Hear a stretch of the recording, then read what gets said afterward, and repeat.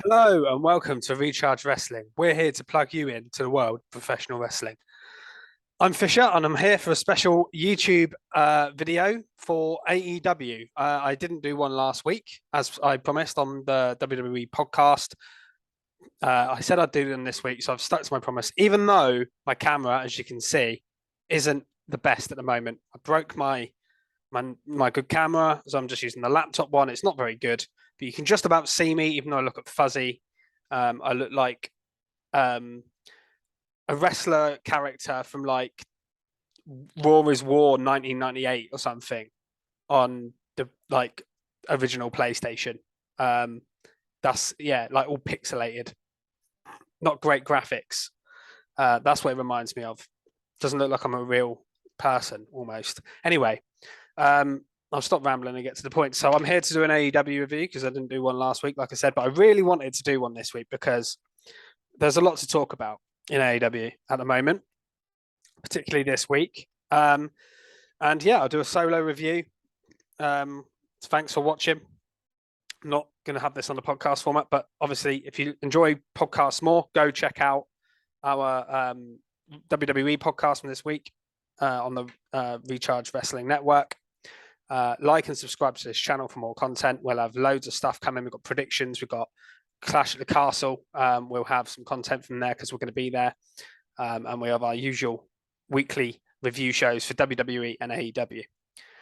So AEW last week seems a while ago now that I watched Rampage, but so I'm going to be quite negative about Rampage, but I'm going to be very positive to make up for that about Dynamite. I thought Rampage was a pretty poor show last week, and I thought Dynamite was back to its best this week. But Rampage, yeah, it was disappointing. Started off all right. There was a promo with Bryan Danielson in the ring and Daniel Garcia calling him his hero, but now he's hurt him. I thought it was good in the build up to the match that they had on Dynamite. What I didn't like was little subtle digs at WWE again. Coming from Bryan, it just doesn't feel right. To be honest, some people you can understand it, but not from Bryan. And I know it's part of the gimmick, sports entertainment bullshit, which is obviously played into their storyline. So I get it. Maybe it wasn't a dig at WWE as such, more a dig at the group and their storyline, but it feels like a dig. And I just thought that was a bit pointless, but that was okay. Then we got Dante Martin and Sky Blue versus Sammy Guevara and Ty Mello, as she's now known. This match was probably the best match on the show, to be honest. It was all right. It was a decent mixed tag. Thought it really picked up when Dante and Sammy were in the ring and they did some really good stuff. There was a cool moment where Dante did a destroyer jumping off of Ty's back. That was cool. The women were doing moves on the men as well, which I do like. I always like that in these kind of matches where they're not completely separate. They mainly wrestle each other, but they do the odd move on the opposite person of the opposite gender or whatever. So that worked well for me, and it was a decent match. Not a lot else to say about it. Sammy and Tay won, which you'd expect. Then we got Parker Boudreaux versus Sonny Kiss, which obviously led to another main event later. So these people were all over the show, which is unusual. It's new for AEW, but they're kind of lower card talents, really, that you wouldn't expect to be all over a show. But on Rampage, they got a showing here. Parker Boudreaux and Sonny Kiss was quite a quick squash match. Sonny got a bit of offense at the start, but then Parker squashed Sonny, really. And Parker got, I thought, looked better than previously when obviously he wrestled in WWE as Haaland, mainly alongside Joe Gacy. I didn't like the gimmick. We criticised it quite a lot on the pod. I didn't think he looked particularly good in the ring when he wrestled there, but I thought he looked okay here in the short bursts that we got him. I think that was the key, keeping it short and sweet. So that was okay. Then we got Gun Club versus Danhausen and Redbeard. Eric Redbeard, good to see him back. Did some cool stuff that was tribute to Brody Lee. Him alongside Danhausen was quite cool. But the Gun Club's got the win here with a pin and a famouser on Danhausen when Redbeard went over the top rope and out of the ring. But Billy Gunn did say that he wasn't at all impressed and he missed the Acclaimed, which led to another angle on Dynamite, which I did like. So this was just to set that up, really. This was okay. Then we got Hook in the ring with an open challenge. Some guy called Zach Clayton, who's apparently reality star in the US. I have no idea who he is. I believe he's from like Jersey Shore or something. Yeah, I don't get this. I don't care, honestly. And that match is happening tonight on Rampage. So not particularly an interesting match that for me. And then the main event was Ariya Daivari versus Orange Cassidy. Daivari at the start got on the mic. He wanted Orange to join the Trustbusters and asked Orange to let him pin him. Teased doing that, but then Orange was just rolling around. It was typical Orange Cassidy stuff, but I thought it was just a bit, for a main event match, a bit lame. The wrestling itself, once it got going between Orange and Daivari, were decent. The factions were brought on outside. This is where Parker came into it, and Slim J and the Best Friends. And then after the match, so what I didn't expect was Sonny Kiss to come back out at the end and turn heel, low blowing Orange Cassidy and joining the Trustbusters. And honestly, I don't think anyone really cared that much because Sonny's not been presented well, not been on TV in a long time. And, you know, I just don't think people care about that group. Ariya Daivari's not particularly over.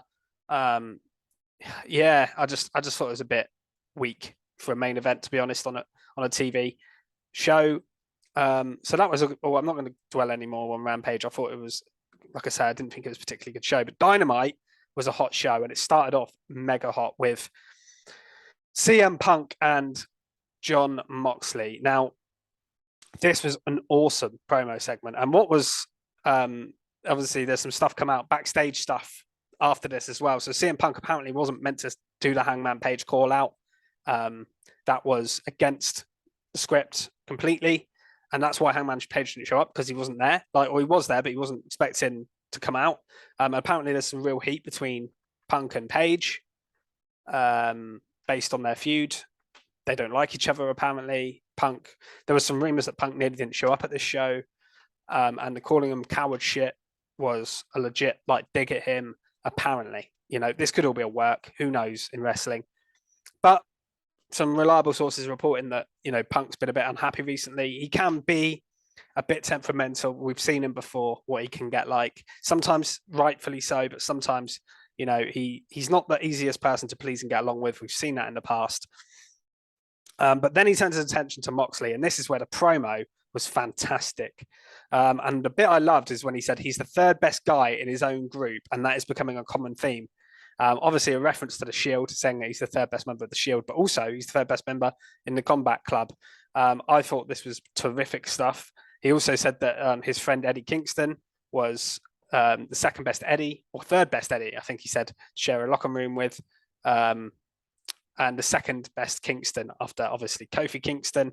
So there's so many WWE references in there, but they weren't digs. So I didn't mind this. He also says that he's going to beat Jon Moxley in Chicago, and he won't be the best John he's beaten in Chicago either. Obviously referencing the Money in the Bank 2011 match between CM Punk and John Cena, an absolute classic in WWE.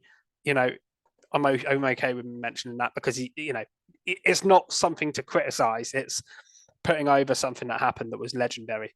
So I don't mind that. And then Mox had seen enough, and he comes.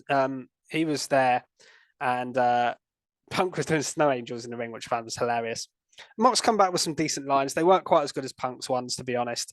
But he implied that he's only there for the money and all that kind of stuff, which is kind of true. And then Punk was like, hit me. What are you going to do? Bleed all over me? If I hit you, you're going to bleed all over me, which is a good line because, again, Moxley's blood has been quite controversial recently. It seems to bleed in every match, which some people like, but has been criticised by people. I think it's a bit too much sometimes. Then they have a bit of a pull-of-heart brawl, which ends up with them getting separated. They do then come back later on as well. Where was that on my notes? They definitely come back later on. And then the match, weirdly, is made for next week. So I think everybody thought this was going to be the main event of All Out, the sort of unification match. But no, it's next week, which to me suggests something big's going to happen at the end of next week to set up All Out. I think MJF comes back next week. We've had Punk return. We had Omega return on this show. And then I think they're going to bring MJF back. Now, I think they need to do it. They need to bring all their big stars back in. The product has been a little bit staler without them. And yeah, with WWE bringing a lot of people back and getting a lot of people talking as well recently, I think it makes sense. And obviously, if they do, maybe Punk wins and faces MJF for the title at All Out, and we can get that feud rolling again, and maybe MJF wins the title finally to keep him happy in AEW. I can see something like that happening. But we'll see how it goes. It's going to be very interesting, that's for sure. God, my camera is it's really not good, is it? I promise I will have a camera for next week's pod. I was meant to get one this week, didn't get around to it, but for next week's main pod, I will have a proper camera because this doesn't look great. But the audio, hopefully, and the content is still good enough to keep you watching. Hopefully.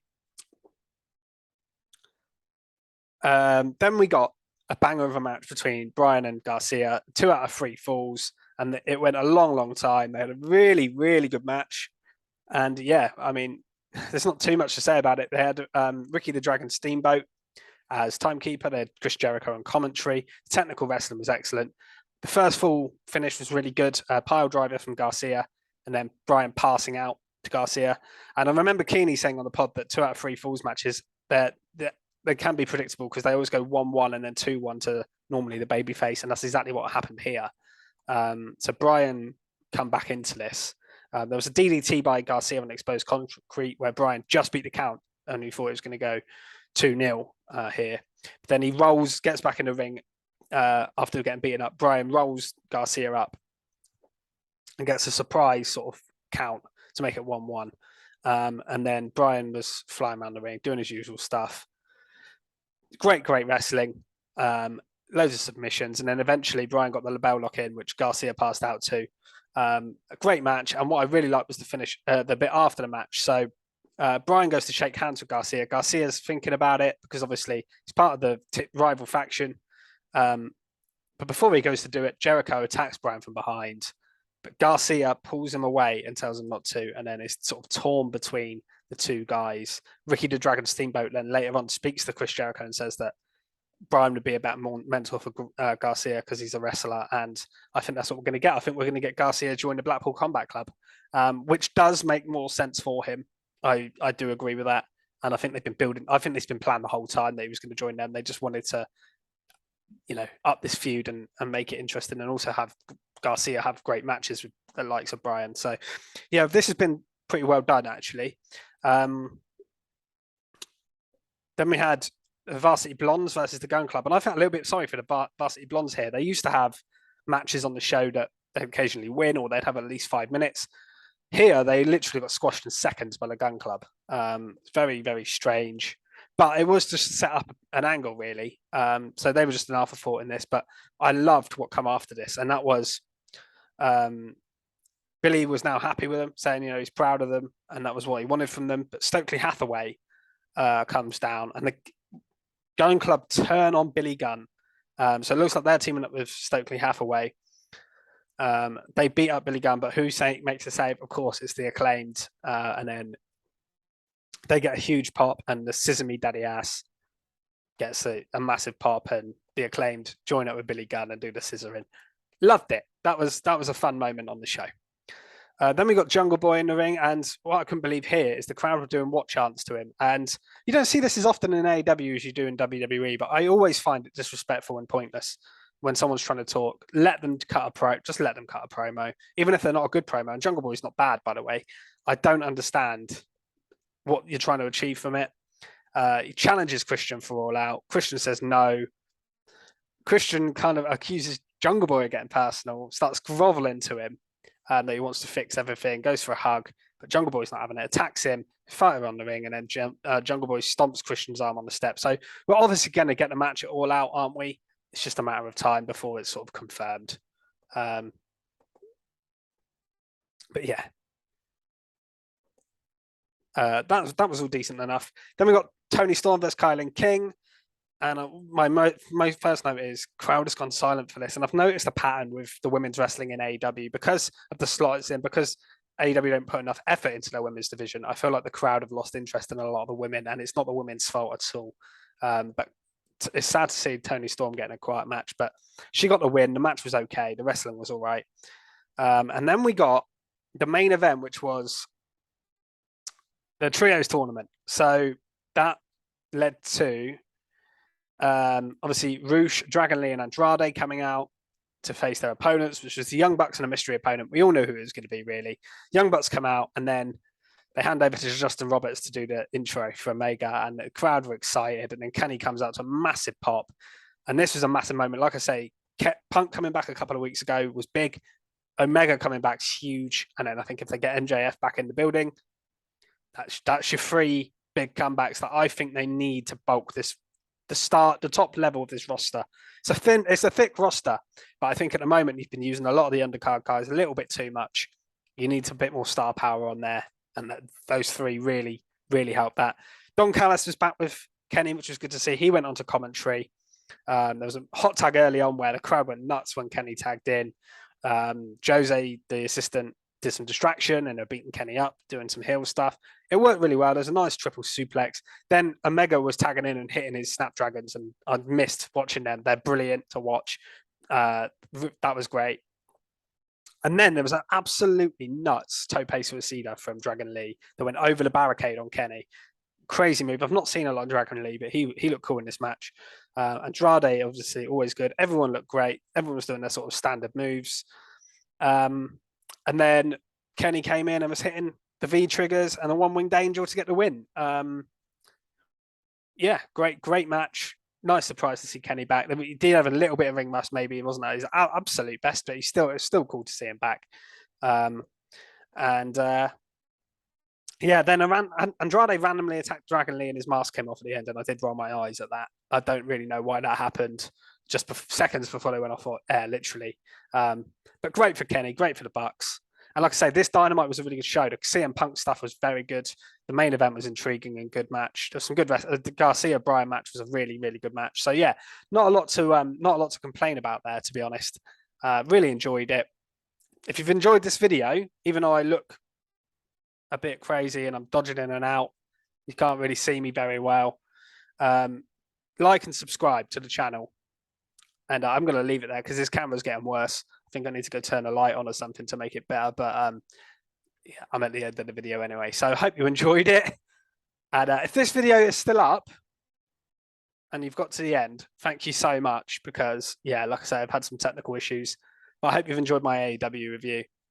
I've been Fisher. Follow us at Recharge Wrestle on Twitter. And I'll see you soon. Goodbye.